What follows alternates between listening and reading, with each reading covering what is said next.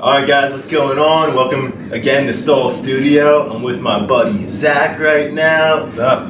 Big guy in the fitness industry. Before we move any further, I want you guys to get his handle. His last name's kind of tough to say. It's at Zack, Z-A-C-K, not with an H, P-A-L-M-I-S-A-N-O, so Zackpalmisanobodybuilding. Long, I know, but... Palmisano. Yeah. How much Italian are you? How what? How much Italian are you? Oh, I'm, like, my great-grandparents are full Sicilian, grandparents are very Sicilian too, but obviously that's a generation that moved to the United States. But I don't know any Italian, I've never been, and that's going to hopefully change in the future. Yeah, I say that because I'm half Italian, man, and I love Italian food. I can't wait to, that's on my bucket list and my vision board in the bathroom. Italy trip, you know, where I hit all the major cities, Rome, Florence, Naples, all of them, and I can't wait, man. It's gonna be a time of my life. Yeah, the Mediterranean's absolutely gorgeous. It's definitely on my list as well. Yeah, right. I was there in the fall when I went to Nice. I was invited to the Monaco had the first ever social media influencer awards, and I was nominated for health and fitness.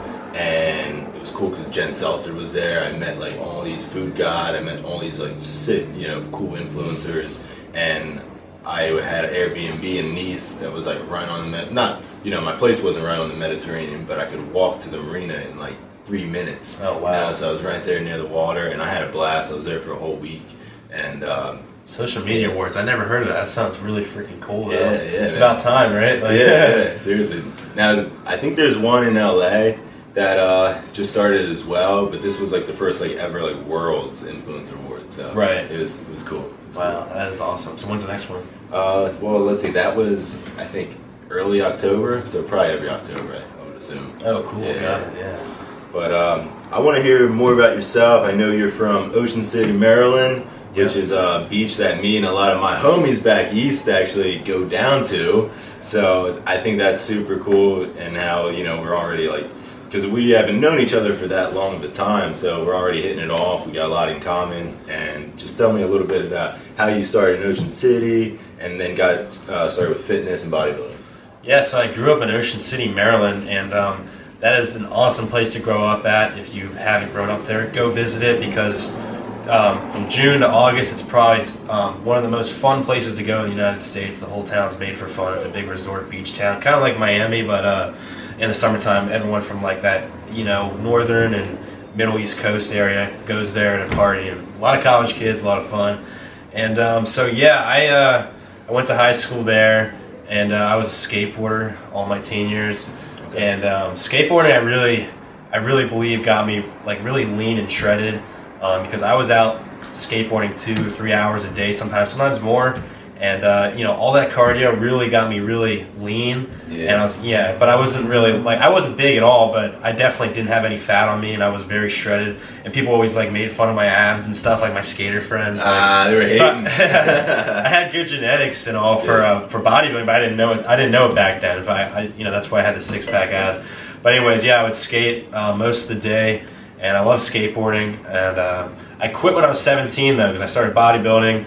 Why I started bodybuilding?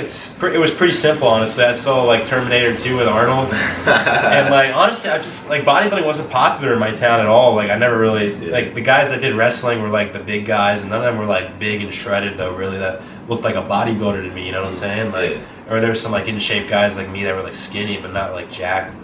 So it wasn't popular in my town. So anyways, I saw Terminator 2 with Arnold, like in that intro scene where he's like naked, like next to the truck or whatever. And I'm just like, holy shit, man, is that like CGI'd or like is that fake? And I Googled it immediately. I was just like, and then you know, I was looking up pictures of Arnold Schwarzenegger, the main actor. I'm just like, holy shit, man, like you can actually look like that. Yeah. And I just thought that was the coolest thing, dude. And like that was like my main motivating factor, was just seeing him there. And I was just like, I was like, dude, I don't know why people don't want to look like that. Like that's so cool. You look like a superhero. So I started lifting weights. I bought this like big encyclopedia right after that. Like trying some of those workouts. That encyclopedia is awesome. Yeah.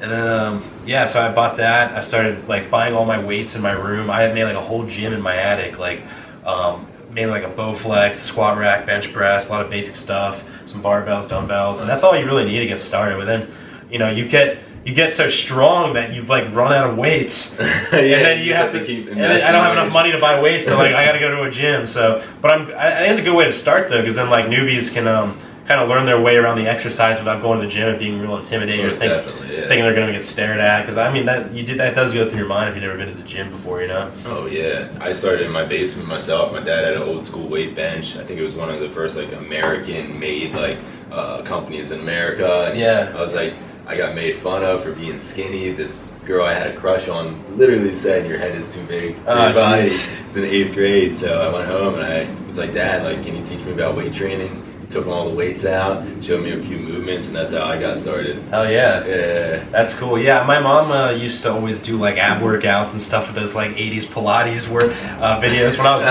was really young. This is before I was a skateboarder. Yeah. And I would like sit in the living room with her and follow her ab workouts. So I actually was like working out at a super young age. It was just like really ab. That's why you had the stuff. 6-pack, bro. Yeah, right. It wasn't skateboarding. You had Pilates with your mom. Exactly. Well, skateboarding's a cool cover up. Yeah, right. But what was I gonna say? So I started building a lot of muscle. Like I would work out real hard. I would drop set, superset everything from day one. I'd eat like DiGiorno's pizzas and like weight gainers, just whatever I could take to get big. I was doing like 3 shakes a day. Yeah, like you go through that noob phase where you got to stack 50 supplements, which it's not like I don't now, but it's like different supplements. Like you got like weight gainers and shit, and like all these test boosters, and yeah, I mean that stuff works to an extent, but really it's just about your diet and training, man. But exactly, consistency, recovery. Yeah. And then so like by the end of senior year, I definitely had like a solid 15 pounds of muscle, and everyone in my high school just like thought so differently of me. Like a lot of people, I was like the popular kid that was unpopular because of bodybuilding, because nobody else was doing it almost. Like I had a lot of friends, and people made fun of me a lot, like as a joke, you know. Like I was the anchor, like we're doing now for the TV show, and every morning it's like everyone knew who the fuck I was, dude. And like every time people start seeing my arms get bigger on the fucking TV show and stuff, it's just like, what is Zach doing, man? Like over that 1 year that I started bodybuilding, and then I ended up going to college in Florida, in South Florida. And my main motivator for that was just like Grand Theft Auto, Vice City. I'm just like, dude, that place looks awesome. So So anyways, I after high school, I went to college in Florida, Boca Raton, Florida Atlantic University. I was in marketing. Let's go.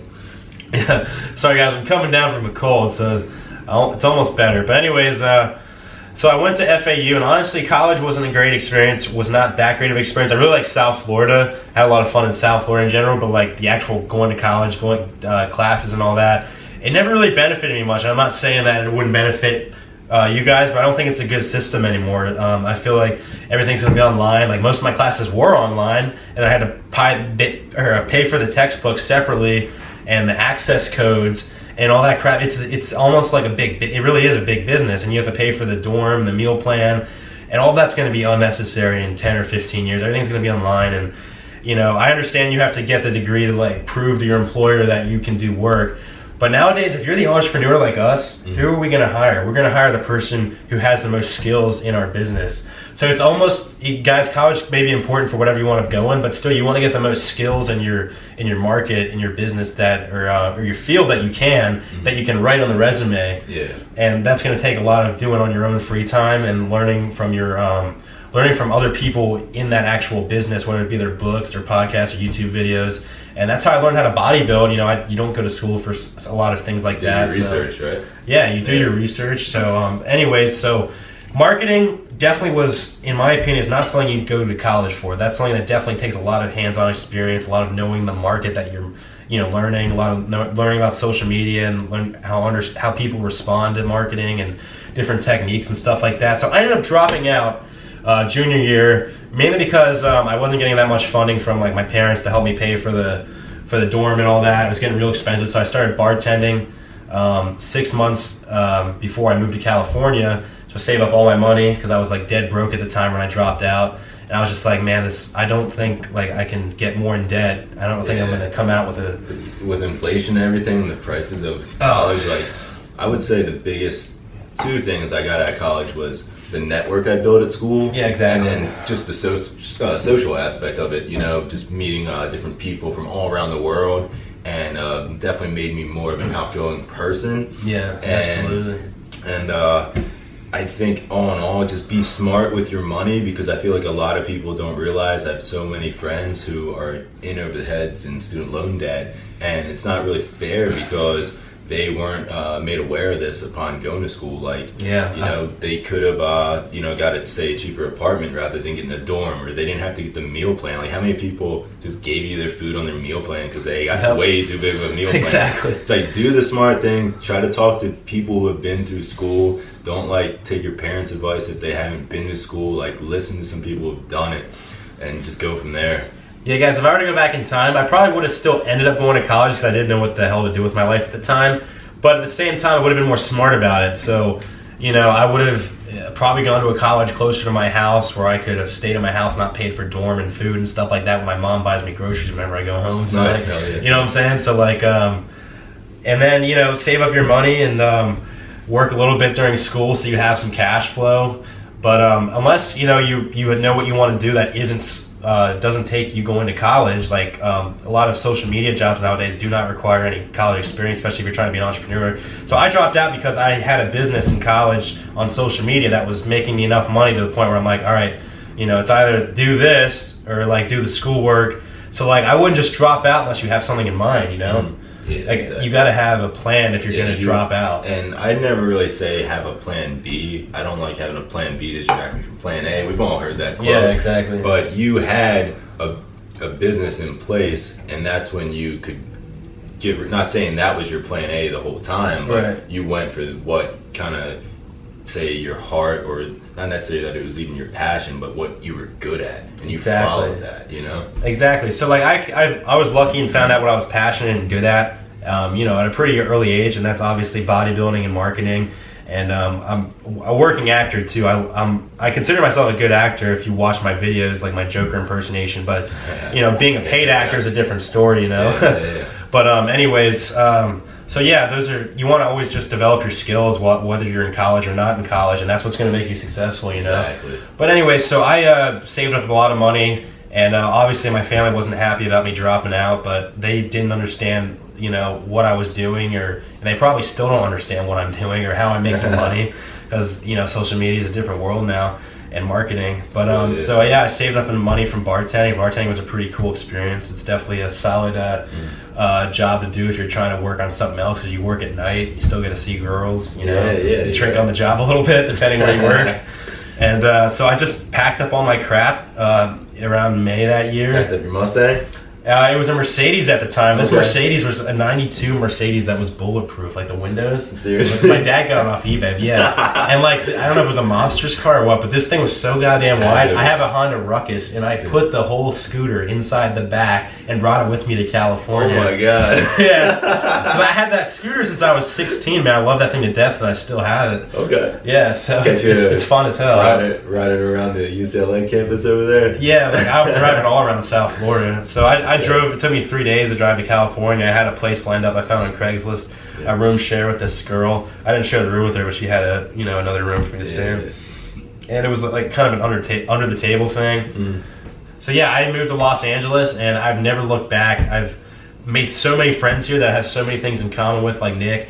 And I've made more friends here than anywhere else. I've had more fun here than anywhere else. The scenery's great. So I mean, everyone's got to find their place in the world, man. It may not be Los Angeles for you, but you know, whether it's another city, or if you're not happy where you are now, it's likely not where you belong, and you have to realize that. You got to be where the people that do what you do and like what you do live, for the most part. And this is a very big fitness capital out here in Southern California. Exactly. A lot of people flock here to find like-minded people and stuff. Yeah, in Philly, it's tough to even find a healthy restaurant. Yeah, I bet. Yeah, there's cheesesteaks though, man. Yeah, you know, cheesesteaks, pizza, my six-pack's gone. Yeah, absolutely.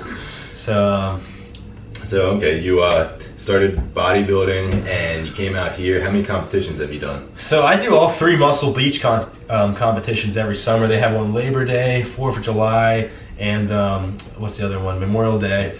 So those are just for fun ones. They're not really sanctioned by NPC, but they're my favorite because they're outside, and like that's how we get to see like the general public gets to walk by and just see like bodybuilding, and they're just like, you know, they don't get to really ever see in prep bodybuilders in their life. Sometimes they just see them on the magazines, think we're all fake, and they like, you know, just walking by Venice Beach, like, oh wow, those guys are real. It's like, it just takes a long time, man.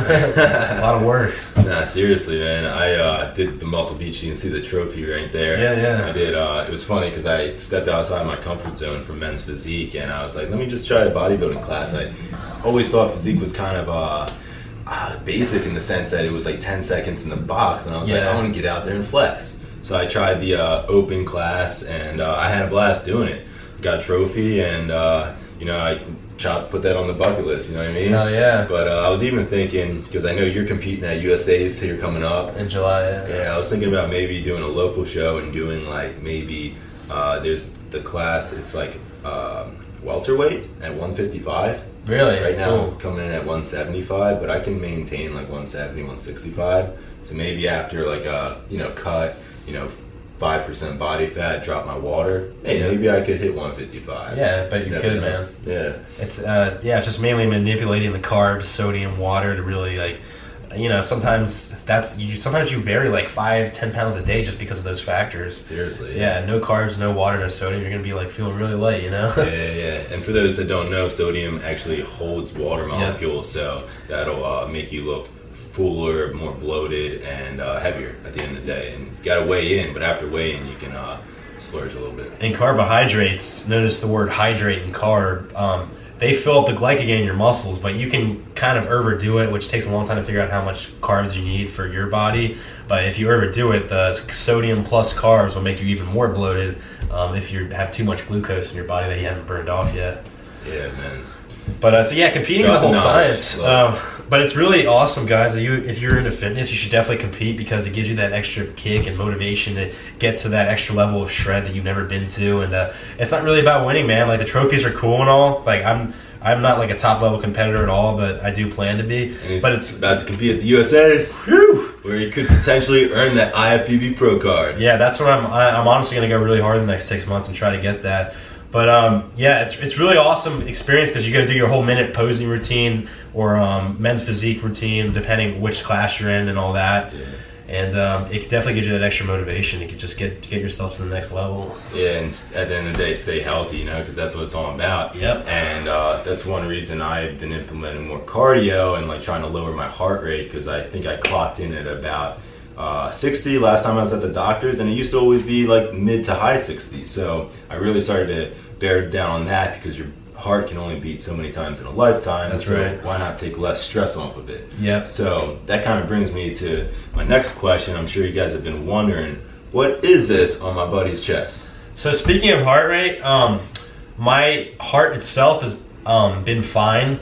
But I've had an ultrasound a year ago to like check the valves and stuff like that in my heart and how it's pumping, and that came out perfect. But the rhythm is different. So my heart rhythm, I've had a lot of like palpitations and skip beats the last almost 5 years. It's been very sporadic. You know, sometimes I go months without them. Sometimes, like very recently, it's been kicking up a lot lately. I get like several a day, especially when I try to do like physical activity. It'll kick up a lot. And so basically, I went to my cardiologist, and he's like, these things are very hard to catch. Yeah. You know, so we can't just like prescribe you any drugs or like do any surgeries or anything like that to fix it without getting a look at how often it's happening and where it's happening and which valves and all that. So basically, this heart monitor is called a Zeo patch, and it's on me for 2 weeks just to kind of track how often it's happening. When it does, I have to press the button, and it takes like a minute snapshot of the rhythm. And I just got it today, so I'll be on it for 2 weeks. And I guarantee they'll give me like a beta blocker or something. Because my grandma said she's had the same thing her whole life, and she takes a beta blocker, which basically I think it lowers your heart rate and adjusts like the calcium channels in the pumping of your blood or something like that. I don't know the science of it, but yeah, it supposedly will fix the abnormal heart rhythm. But other than that, I'm just glad that it's not life-threatening and that I'm not going to have like a heart attack or something. But it's definitely very uncomfortable when it happens. It's kind of like, ah, shit, you know. Is it like fluttering? What exactly is it? Yeah, it feels like a flip-flop almost, because it's like, if I was feeling it while it was happening, like my heart may like it'll beat and it'll skip one, like it'll be a pause and it does like a double pump almost, which definitely doesn't feel good. Yeah. So I feel like I've had flutters before, maybe from like pre-workouts or too much caffeine. Yeah, too much caffeine can cause it definitely. Yeah. But have you eased up on that then? So caffeine, I thought was a trigger, and it's definitely it definitely is a trigger at a certain dosage, of course. But like having my general like 200 milligrams of caffeine a day from like a little pre-workout or coffee isn't a trigger, because what I found out was that like this heart rhythm is so sporadic that it would happen some days whether I had the caffeine or not, because I was testing like different factors: weed, alcohol, caffeine. And I tried all three of them, like not taking them, and the rhythm was pretty inconsistent no matter what. Yeah. So those things definitely don't really help in large doses, but the doses I do, it's not making a difference. It's more like I need the beta blocker or whatever else is going to help make the rhythm correct. It's all an electrical rhythm, and there's so many factors that can throw it off. Yeah. And it happens to some people. Well, if there's anyone out there, man, I hope this has helped, and maybe will be that next step you need to get into the doctor and talk to someone, because the last thing you want to do is like have heart failure, because I think it's the second or third leading cause of this death. Yeah. So yeah, if you have anything weird with your heart, always get it checked out by a cardiologist. Oh man, dude, coming down from my cold. Yeah. But so of course I asked naturally, is bodybuilding bad for this heart rhythm? Like, of course not, as long as you're not taking steroids and stuff like that, or like growth hormone. Yeah, of course exercise is great for your heart, Yeah. There's probably a level of exercise that's not good for your heart, like running for 8 hours or something like that. Yeah, seriously. An hour or an hour and a half a day is only going to have the beneficial effects of exercise on your cardiovascular system. Yeah. And do you? I mean, it all depends like where you at in your competition and how many weeks and months out you are. But how are you doing any cardio currently? Oh yeah, I mean, so skateboarding is my cardio, guys. So I started skateboarding a year ago, and I got most of my tricks back and stuff, and it's great because you got to find cardio that you enjoy. Exactly. I've actually rollerbladed. You can't see them right here. Yeah. But I was out there this morning. I love it, man. Cardio is just getting your heart pumping. Not necessarily not working weights. The weights doesn't get your heart pumping enough to be considered cardio unless you're really just supersetting, which it can, but it's probably. I like to do more cardio than what weightlifting gives me. So I'll skateboard for usually an hour a day if I find the time, or a half hour. And do you always come down to the skate park after, like, I don't know? Yeah, I got a little flat spot outside the Venice skate park. I don't do any ledges or stairs or anything that really like risks my body at the moment. I just do flat ground tricks, and I'll be willing to take a little cuts here and there for to be skilled at skateboarding, because I like it. I'm sure on campus too, right around UCLA. Yeah, exactly. I got you. Cool. Well, next time you skateboard, maybe I'll join you on the blades, and I'll try to land a trick or two. Oh, for sure. I got 2 types. I also have the I forget what they're called, inline skates that you could grind the pole with, but shit, I would for sure break my arm. Yeah, I mean, you can be an athlete at something, and it takes a lot of skill, and it takes a lot of working up to build to those kinds of things. So it's definitely possible, but I'm not at the point where I want to risk my bodybuilding lifestyle. Have you ever broke anything skateboarding? I have not, man. I got real lucky. The most I've done is like rolled my ankle, and that's pretty much all that's happened several times though in my 10 years of skateboarding. And yeah, you guys can check out my skate videos on YouTube. I'm mainly a flat ground skater. I do a lot of like my best tricks, like a laser flip, like a 360 heel flip, and yeah, it's really cool. It's fun, man. When you do that in front of somebody, it just blows their fucking mind. They're like, "What the hell?" Dude, that's sick. Yeah. So, dude, I love this. How you got this set up, man. Like, the talk show's awesome. Yeah, man. This is actually my 10th overall episode. Cool. The name has changed a few different times because it's like any new thing. You kind of just live and you learn. You find out what works and what doesn't work. And I saw you out there doing something very similar. You have Zack's Kitchen, right? Something like Cooking that. with Zack, yeah. Cooking with Zack. It's so cool. And you bring different people on based off a celebrity lookalike. Yeah, so like, I've tried like doing YouTube vlogs before and stuff like that. I'm like, this may be for some people, but I didn't really enjoy vlogging that much. I like to have like pre-scripted stuff because I said I like acting, so like to really think about every little aspect of it. And like to write, right? Yeah, so exactly. I would like write a script beforehand. So I started cooking with Zack because I had a little like funny like skit where I was making a protein shake with like vodka, orange juice, protein powder. But it starts off like a holiday, right? Yeah, it starts off people thinking I'm just gonna make some screwdriver, and then I add like the toothpaste on the side of the protein powder. Like, oh my god, why am I watching this? So like I have 6 episodes of cooking with Zack right now. You can just go on the hashtag on Instagram, cooking with Zack, or go on YouTube. But yeah, it's funny because it's I have people on like as a fake celebrity they're gonna try to act as. Like I've had Pamela Anderson, Ozzy Osbourne, Garth Brooks. Yeah, so it's fun, man. I bring people on my show. I think about some weird thing to cook, and like and I throw in a lot of details in there. It's just like really kind of like a Family Guy humor, you know, like real like, oh, what the fuck just happened? What did they just do? Like, so I'm thinking because he was mentioning about having me on.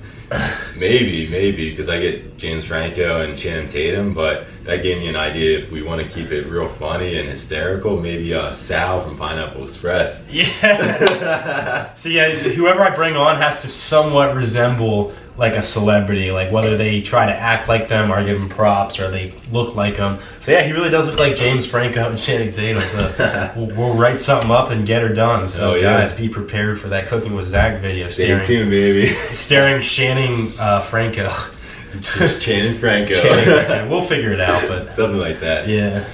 All right, man. So all these different meals, you know, it sounds like it's more of a fun type cooking show, which is awesome. A little more entertainment. Yeah, man. I'm a goofball. I like real stupid kind of humor, and it's just like people are catching on to it, and I've had a lot of engagement from it. So yeah, I'm gonna keep it going. I totally hear you, man. I think well, one of Zack's good friends, Connor Murphy, I believe that's actually how him, as well as countless other influencers, have blown up. It's generally from their comedy stuff. You know? Yeah, exactly. Because it's like a lot of people want to kind of be these social media or YouTube people, but like they're like copying the people that are like way above them. And the thing is, like, copying, you're never gonna beat the artist. You got to be your own artist. You got to make the twist on. You can take ideas from people and stuff like that. There's no problem with that, but you got to make it your own art, man. Like, you can't directly copy. And I feel like a lot of these people vlogging or doing fitness videos, like for my market, are just absolutely copying the people above them. And that's what Connor Murphy has been so successful at. He's been doing what nobody else has the balls or is doing in the fitness industry, and that's like having fun with his physique, you know, instead of just talking about how to build it.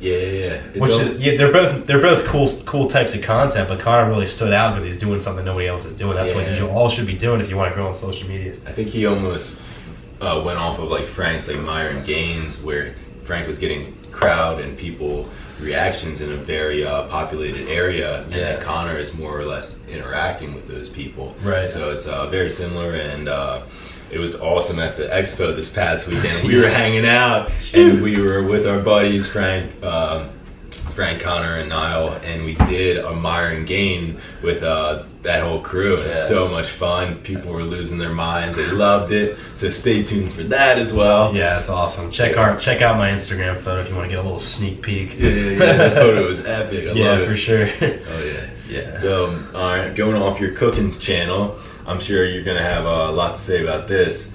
But what is your favorite cheat meal, Zack? My favorite cheat meal. Well, there's meals that I eat consistently that people would not consider, or that would consider cheat meals, such as Chick-fil-A and Chipotle. Those, I probably eat both of those twice a week because I do, if it fits your macros. You know, I eat healthy maybe 70% of the time, but dude, you gotta live a little. So I just make sure I hit my calorie goal. But if not all foods are considered healthy despite having, the right macros. So my cheat meal that's definitely still a cheat meal to me is probably like just fucking like chicken bacon like Domino's pizza with the crust. Do you mess with their spicy pineapple? Oh, absolutely. That's my favorite one. So that's usually my cheat meal. I finish a contest or it's just want to go all out. I haven't eaten all day. Oh, dude, I had one competition. I had so much McDonald's, it was insane. I think I put on like 15 pounds in a day. This is what happens. You go like dieting for so long. You just like, right after that contest, you're like, dude, I gotta cheat for like 24 hours. I've done I think 8 bodybuilding competitions, and what do they call it after competition? Is it reverse dieting or what, to like kind of ease your way back into it? Yeah, there's a couple names for it. Does not work, man. Yeah, just basically just as long as you like hop back on like a day or two later and stay on track most of the time, you're good with it. What was I thinking? But say as long as you hop back on. Yeah, but as long as you hop back on your diet, like, you know, the next day or the next couple of days, you'll be all right. It's just mainly like, you can definitely cheat, guys. You can definitely enjoy foods, but like, you want to mainly track your calories and do that consistently over time and eat healthy foods, maybe 70, like 80% of the time. And then 20-30% eat what you like, because you do gotta live a little, you know. Food's an experience. Yeah, that's generally what I say. Eat good most of the time. Yeah. And you still want to live life and enjoy life, and like Zach said, it's experience. And whether that, you know, depending on what kind of balance you need in your life, it could be weekends you can splurge and have a little bit more fun with your foods. Yeah. Or it could be a particular day of the week if you go out on like a Thursday night. But yeah, just figure out what works for you. I generally hold true to the weekend thing because I'm more social, hanging out with my friends and that sort of thing. I'll go out more and not all the time. You know, I mentioned the healthier restaurants out here earlier, but I'm not always going to healthy restaurants. So I might just have that comfort food when I'm out and get that in, because I don't have my mama's food in out here. She's I miss that. Yeah. my parents moved to Lake Havasu, Arizona, so they are within driving distance, which is nice now. Oh, totally. Yeah. I gotta fly 3,000 miles to see my family. Okay. Yeah, but hey, the East Coast is cool. Maybe sometime we'll be out there together and we can. Oh yeah, this summer I'm gonna try to get a bunch of my friends to go to Ocean City with me for a week. So hopefully we can get that happen. I might have to come back. Believe it or not, that's actually where my class spent our spring break in high school. So yeah, small world. A fun world. Very small world. Small world. Sure, you said fun world. Oh, did I say fun world? Hey. I meant to say small world as well, but yeah. Hey, they both. Small fun. It's what you make the most out of it. You know what I'm saying? Exactly. Find what gets you going, your passion, and just go after it. Right. Yeah. Never any bad days, man. There's definitely days where it's a little frustrating at times, but you always got to look at the bright side, where you are, where you've been, versus where you are now. And you know, if you fail, it's an experience and it's part of the learning process, and you only get better from there as long as you keep trying to get better, man. Exactly. As long as you and have fun in the process too. Don't forget to have fun, man. I love that. No bad days, people. Yeah. No bad days. Well, hey, Zach, it was great having you on, my man. Yeah, for sure. Yeah, appreciate you coming through. For sure, man. We'll get a lift in here soon. Yeah. Wait, you want to lift now? Yeah, tune in for yourself. Can't go twice today. Peace. Later.